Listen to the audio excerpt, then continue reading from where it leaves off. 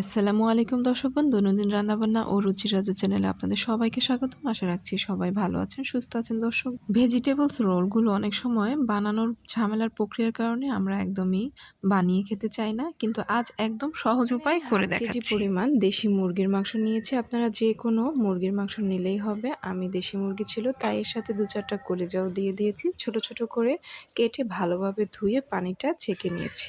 আদা দিচ্ছি 1 টেবিল চামচ পরিমাণ, রসুন বাটা দিচ্ছি 2 চা চামচ পরিমাণ, আর জিরা বাটা দিচ্ছি 1.5 চা চামচ পরিমাণ। সবগুলো জিনিস আমি শিলপাটায় একদম মিহি করে বেটে নিয়েছি। এলাচ গুঁড়ো দিচ্ছি সামান্য একটু, জিরা গুঁড়া দিচ্ছি সামান্য একটু, মরিচের গুঁড়ো দিচ্ছি 1/2 চা চামচ, আর হলুদ নামমাত্র 1 চিমটি দিচ্ছি।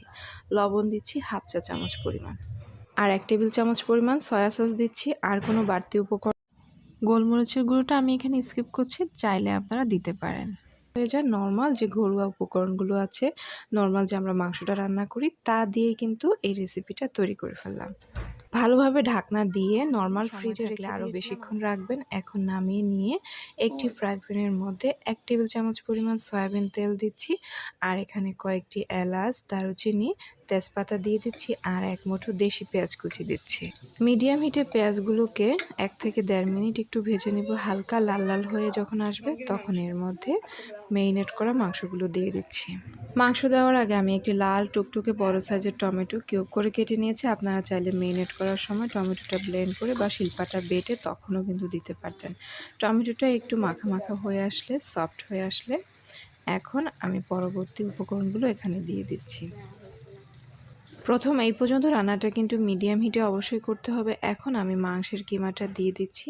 দেখেন অনেকক্ষণ রাখার ফলে হালকা একটু মাংস থেকে ঝোল বের হতে শুরু করেছে।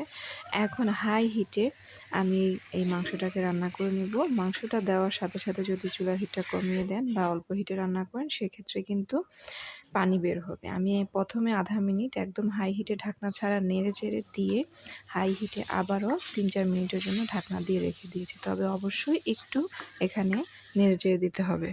যেহেতু ম্যারিনেট করে রেখেছিলাম, মাংসটা আবারও কিন্তু সেদ্ধ হবে, তাই এখনই একদম 100% পর্যন্ত না করলে হবে। আমি 80% পর্যন্ত তা আমি এখানে যখন মাংসগুলো মোটামুটি 80% পর্যন্ত হয়ে আসবে তখন একটু প্রয়োজন অনুযায়ী, সিজন অনুযায়ী যখন যে সবজিটা পাওয়া যায় সেই অনুযায়ী আমি এখানে সবজি নিয়ে নিচ্ছি। আমি এখানে জাস্ট একটা মিডিয়াম সাইজের বা প্রমাণ সাইজের গাজর নিয়েছি, একদম মিহি করে কুচি করে নিয়েছি। আর 1 থেকে 1.5 মুঠো পরিমাণ এখন যে বাঁধাকপিটা পাওয়া যাচ্ছে তা একটু একদম কুচি কুচি করে কেটে ভালোভাবে ধুয়ে পানিটাকে ছাঁকিয়ে নিয়েছি। আর মাংস রান্নার শুরুতে এখানে 2-1টা দারচিনি, এলাচিনি, তেজপাতা দিয়েছিলাম। এগুলো যখন চোখে পড়বে তখন এভাবে উঠিয়ে নিলেই হবে। এখন এই মশলাগুলো সহ, মাংসগুলো সহ, সবজিগুলো সবগুলো আমি চুলার মধ্যে মিডিয়াম লো হিটে বসিয়ে দিচ্ছি। আর এই ফাঁকে রুটি বেলবো। পরোটা বেলার জন্য আমরা নর্মালি যেভাবে কাইটা রেডি করি ঠিক সেভাবে করে নিচ্ছি। আমি এখানে ফুল ভিডিওটা দিচ্ছি না, কারণ এটা সবসময় হরহামেশা আমরা করে থাকি। বাঁধাকপি, গাজর থেকে এমনিতেই বেশ পানি বের হয়, তাই প্রথম দিকে তেমন কোনো পানি আর লাগছে না। সবজির পানি দিয়ে কিন্তু মাংসগুলো কুক হয়ে যাবে এবং সবজিটাও কুক হয়ে যাবে।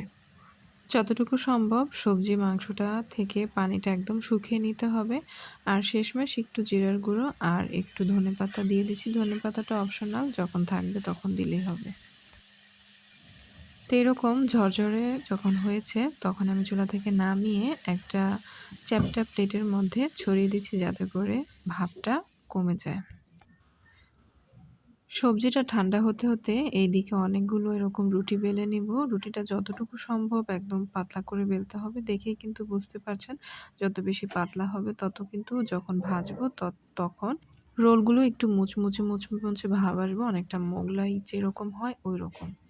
এখন 1 থেকে 1.5 টেবিল চামচ পরিমাণ বা পছন্দ অনুযায়ী যতটুকু লাগে রুটি অনুযায়ী এভাবে দিয়ে দেব। আর একটা সাইডে রেখে একটু সুন্দরভাবে শেপ দিয়ে নেব যাতে করে সুন্দর একটা শেপ আসে।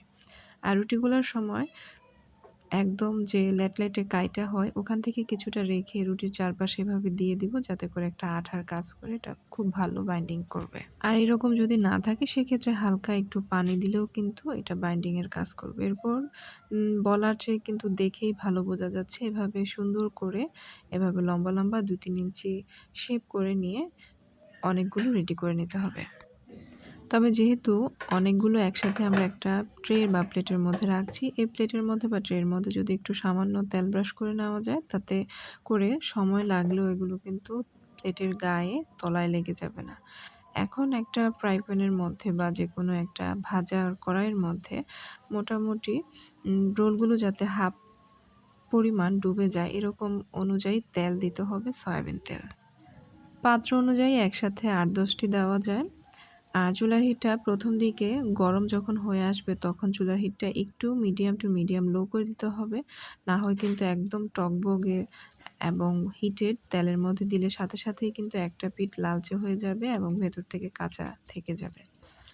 এভাবে দিয়ে চুলার হিটটা অল্প করে দিয়ে প্রায় ৪-৫ মিনিটের মতো উল্টে পাল্টে দিয়ে একটু একটু করে এভাবে যখন ভালো করে গোল্ডেন কালার আসবে তখন উঠিয়ে নিতে হবে। এই রোল বানানোর পদ্ধতিটা, কিমার পদ্ধতিটা কিন্তু যেকোনো রোলের জন্য এভাবে করতে পারবেন। কিন্তু নরমালি আমরা বাজার থেকে যে রোলটা কিনে খাই সফট হয়, সেটাতে আবার গুঁড়ো দেওয়া হয়, তারপর ভাজা হয়, অনেক প্রক্রিয়ার বিষয় থাকে।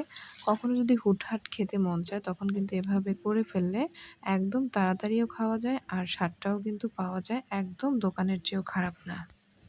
যেহেতু এগুলো একটু মুচমুচে টাইপের হয়, সফট হয় না, খেতে খুব ভালো লাগে, কাজেই যত রুটিটা পাতলা করা যাবে ততই কিন্তু খেতে ভালো লাগবে আর কুরকুরে হবে।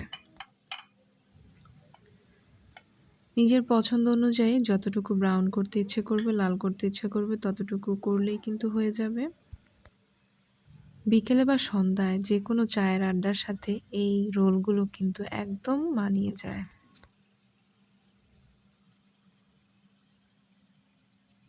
গরম গরম এই সবজি রোলগুলো সসের সাথে খেতেও কিন্তু খুব ভালো লাগে। আর তার সাথে যদি বাসায় লেটুস পাতা থেকে থাকে তাহলে সার্ভিং ডিশে এভাবে সার্ভ করে নিতে পারেন। সেই ফাঁকে লেটুস পাতা দিয়েও এই ভেজিটেবল রোলগুলো উপভোগ করতে পারেন। অবশ্যই ভালো লাগবে।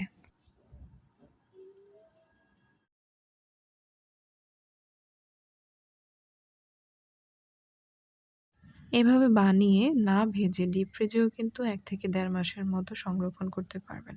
তাহলে দর্শকগণ, আমার ভিডিওটি ভালো লেগে থাকলে চ্যানেলটি সাবস্ক্রাইব করবেন, ভিডিওটিতে লাইক, কমেন্ট, শেয়ার করতে ভুলবেন না। আর পরবর্তী ভিডিও পাওয়ার জন্য নোটিফিকেশন বাটনে ক্লিক করে রাখবেন। সেই পর্যন্ত ভালো থাকুন, সুস্থ থাকুন।